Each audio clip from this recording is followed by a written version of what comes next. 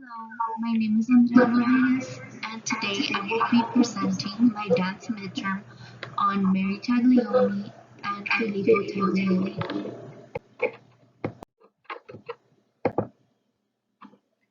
Okay, first we'll begin with Mary's father, Filippo Taglioni. Filippo Taglioni was an Italian dancer and choreographer and personal teacher to his own daughter, romantic ballerina Mary Taglioni. He was born in Milan and developed the romantic style of ballets. He made his debut in Pisa in 1974 and subsequently performed in ballets in Livorno, Florence, Venice, and Paris, where he studied with the Colin family. His daughter Mary became one of the world's greatest ballerinas, and Filippo created his famous La Sylphide for her in 1832, the first of the Romantic ballets. Set in Scotland, La Sylphide, entrancing story about forest fairies and witches, appealed greatly to audiences in this romantic age of Keats and Byron. It originated the style of romantic ballet of which Filippo Taglioni was later named the father. After performing around Italy, he moved to Paris, and of which Filippo Taglioni studied in 1799 Colin and dance at the Paris Opera. As a choreographer, his style emphasized balance, graceful deportment, and quick light footwork, his subject matter tending towards the mystical.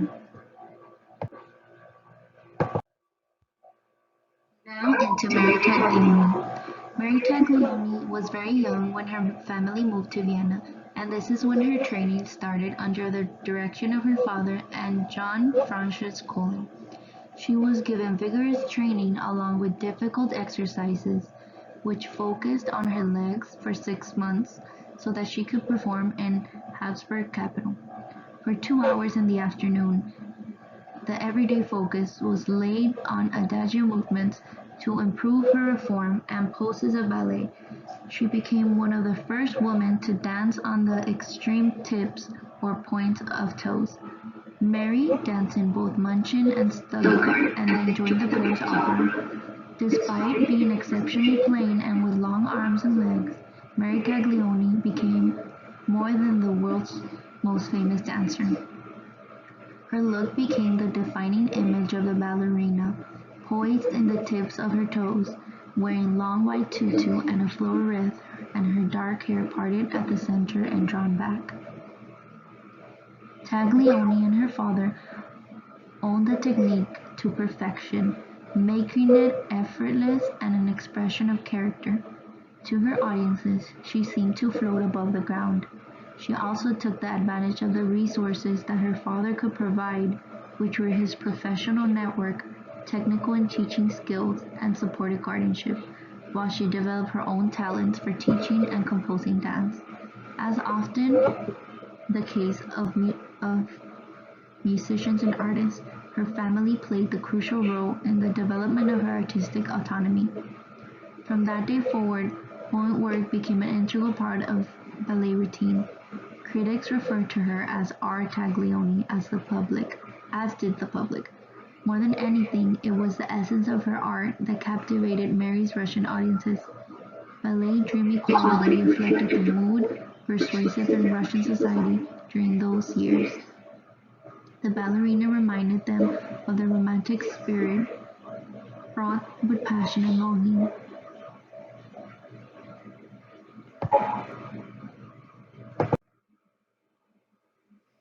Famous performances and experience of Taglioni.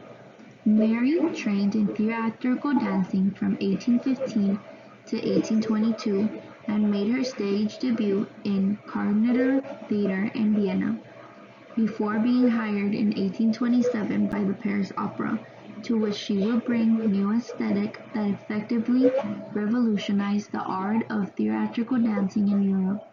Taglioni became so popular that all kinds of things were named after her. In Russia, there were Taglioni caramels, cakes, and hairstyles named after her.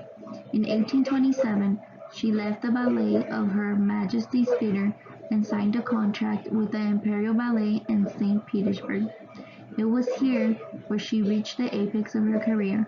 Mary Taglioni knew how to navigate disapproval and the gender norms of her time. With perseverance, she mobilized both the symbolic capital and the professional network she had patiently constructed over her long career as dancer/interpreter in order to establish some economic independence and to underwrite the expression of her desire, which was to compose dances for the stage. The creation of Le Papillon allowed for her level of recognition quite unprecedented for a woman. An excellent critical reception of her choreography echoed the public's appreciation and clearly legitimized her status as a choreographer, such that the opera directors would again solicit her expertise in dance composition. In 1845, she performed in Jules Perret's Pas de Quatre, which was originally choreographed to be performed in front of Queen Victoria. This was considered one of Mary's best and most famous performances. Mary's retirement and her legacy.